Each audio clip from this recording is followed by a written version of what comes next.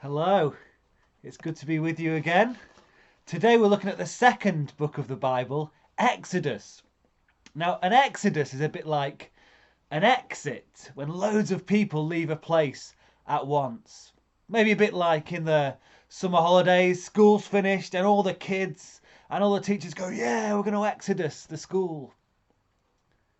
Now, in the last video in Genesis, we saw that God makes.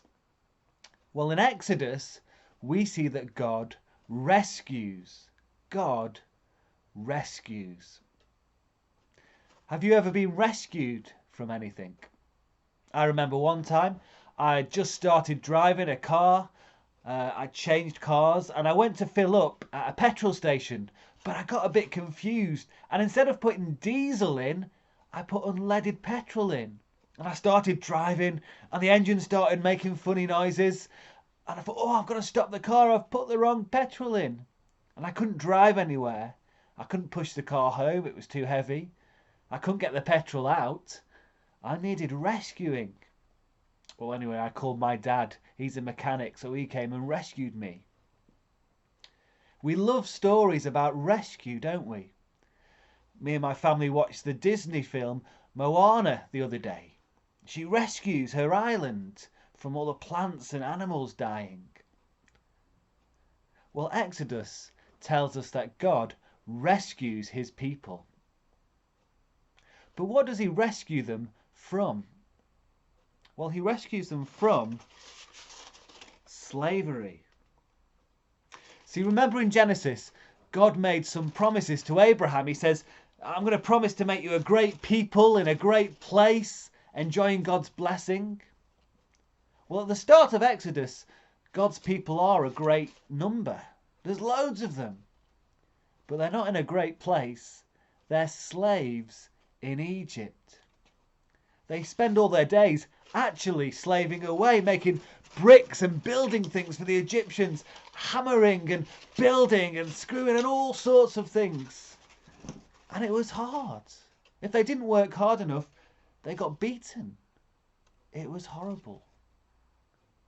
But God saves. First, he saved Moses. Now, Pharaoh, the king of Egypt, said all the boys that were born to God's people had to be killed. But God saved Moses from that. And then God used Moses to save all the people. He told Moses to go to Pharaoh. Pharaoh's the king of Egypt. And say to Pharaoh, let my people go. I've got a sort of Egyptian hat here. What do you think Pharaoh said? Pharaoh said, no! And so God sent some plagues. He sent, some pictures here, blood into the rivers. All the fish died. And God went to Pharaoh, will you let my people go? And Pharaoh said, no. So there was another plague. Frogs everywhere. Let my people go, Pharaoh. Pharaoh says, no. Gnats. Flies. The animals dying. Boils. Imagine having boils, those spots all over you. Ugh. Hail. Locusts. Darkness. Let my people go, Pharaoh. Pharaoh says, no. And then final plague. All the Egyptian firstborn sons died. Even Pharaoh's. God protected his people through the death of a lamb at the Passover. And then finally Pharaoh said, you can go. And off they went.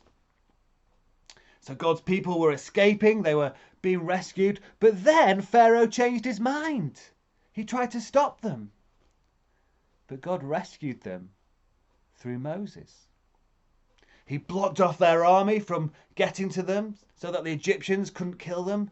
And he opened up the sea so that they could get through. And then as the Egyptian army was following through the sea closed and destroyed Pharaoh's army.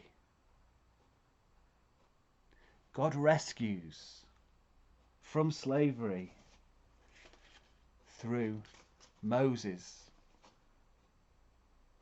But what does God rescue for? Well, God rescues for obedience and relationship with him. Obedience to him and relationship with him. Let me read just the start of the Ten Commandments. Exodus chapter 20. Then God spoke all these words. I am the Lord your God. I brought you out of the land of Egypt where you were slaves.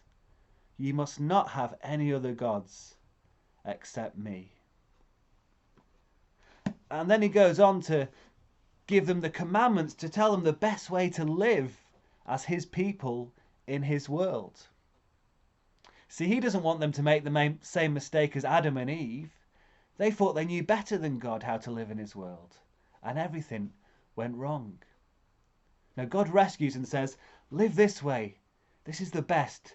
He says, do what your parents say. Don't hurt each other. Mummies and daddies, stay together. Don't take other people's stuff. Don't lie. Don't get jealous of others. That's the best way to live. They were the last 5 of the 10 Commandments, but the first 5 are even more important. They're about relationship with God. God rescues for a relationship with him. He says, don't run after other gods. Nothing's more important than me. Don't misuse my name. Make sure you spend a day resting and enjoying me. God rescues so that God's people can enjoy God's blessing. So there you go, Exodus. God rescues from slavery through Moses for obedience and relationship with him. Actually, the Bible says it's similar for Christians. It says, Christians, we weren't slaves in Egypt, but all people are slaves to sin. We just keep doing wrong. We keep messing up. But the great news is that God rescues us from sin through Jesus. Jesus died to take our sin away and make us free. Free to do what? To obey, to live God's way, and to have a relationship with God.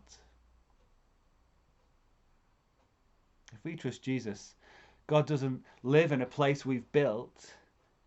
He lives in us to look after us and guide us.